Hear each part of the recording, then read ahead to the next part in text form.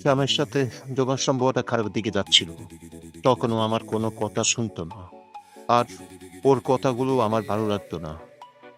সেই সময় আশেপাশের মানুষ, প্রতিবেশী সবাই একটা কথাই বলতো, "এইভাবে ঝগড়া না করে ঢাকার থেকে আলাদা হয়ে যাও।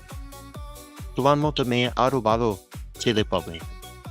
আমার ভালো একটা চাকরি ছিল। মাস শেষে ভালো বেতন পেতাম। দেখতে শুনতেও খারাপ ছিলাম না। শিক্ষিত ছিলাম। তাই কথাগুলো শুনে মনে হতো, হয়তো ওরা ঠিকই বলেছে। আমার পরিবারও একই কথা বলতো, যদি ভালো না লাগে ছেড়ে দে, নিজের মতো একটা ভালো জীবন করে নে। কিন্তু আমার স্বামীর সংসারের প্রতি কোনো আগ্রহ ছিল না। সংসার কিভাবে চলে, কিভাবে যত্ন নিতে হয়, সেসব চিন্তা জানা ছিল না। এমনকি আমাকে ভালোবাসাও সেই প্রকাশ করত না। দুইটা সুন্দর কথা বলার সময়ও তার ছিল না।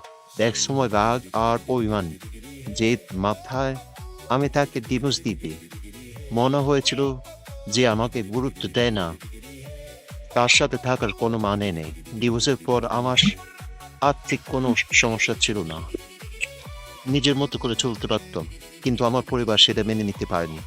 তারা বলতো, তোমার একটা সংসার দরকার, একটা সন্তান দরকার, এখন বিয়ে না করলে পরে আর সুযোগ নাও হতে পারে। অবশেষে পরিবারের চাপে, কিছুটা নিজের সম্মতিতে আমি দ্বিতীয়বার বিয়ে করেছি। প্রথম কয়েক মাস ভালোই কেটেছিল, কিন্তু ধীরে ধীরে বাস্তবতা বদলে যেতে থাকে। সে আমাকে প্রতিনিয়ত খোঁড়া দিতে শুরু করে, তুমি যদি ভালো হতে তাহলে ডিভোর্স কেন হলো, তোমার নিশ্চয় কোনো দোষ ছিল। শুধু কথাই নয়, কখনো কখনো সে গালাগালিও করতো, এমনকি গায়েও হাত তুলতো। আর তখনই আমি বুঝতে পারি, আমার প্রথম স্বামী যতই খারাপ লাগুক, সে কোনোদিন আমার গায়ে হাত তোলেনি, কখনো এভাবে অপমান করেনি।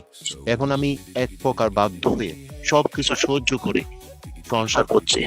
আগের মতোই স্বাধীনতা নেই, নিজের মতো করে বাঁচার সুযোগ নেই।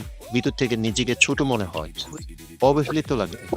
সবচেয়ে কষ্টের বিষয়, দ্বিতীয় সংসারে এই অভিজ্ঞতা আমাদের বারবার প্রথম স্বামীর কথা মনে করিয়ে দেয়। ১ বছর পরে এসে আমি বুঝতে পারি, আমারও অনেক ভুল আছে, ভুল ছিল। আমার অহংকার, জিদ, নিজের সৌন্দর্য আর অর্থ নিয়ে অতিরিক্ত আত্মবিশ্বাস। এসবের কারণেই আমি আমার স্বামীকে ঠিকভাবে সম্মান দিইনি। আমি প্রায় বলতাম, তোমার মতো ছেলে গেলে ১০টা পাবো। আজ বুঝি, এই কথাগুলোই হয়তো তার ভালোবাসা কমিয়ে দিয়েছিল। এই গল্পটা আমার নিজের নয়, একজন আপু আমাকে লিখে পাঠিয়েছেন। তবে এখান থেকে কিছু শিকার আছে। স্বামী স্ত্রীর সম্পর্কে সমস্যা হলে আগে নিজেদের মধ্যেই সমাধান করার চেষ্টা করুন। তৃতীয় ব্যক্তির কথায় বড় সিদ্ধান্ত নেবেন না। ডিভোর্স কখনো সহজ সমাধান নয়, এরপরে জীবনও কঠিন হতে পারে। সম্মান, ধৈর্য আর বোঝাপড়া, এই তিনটাই একটা সম্পর্ক টিকিয়ে রাখে। শেষ কথা, জীবনে ভুল হতে পারে, কিন্তু সেই ভুল থেকে শেখাটাই সবচেয়ে বড় বিষয়।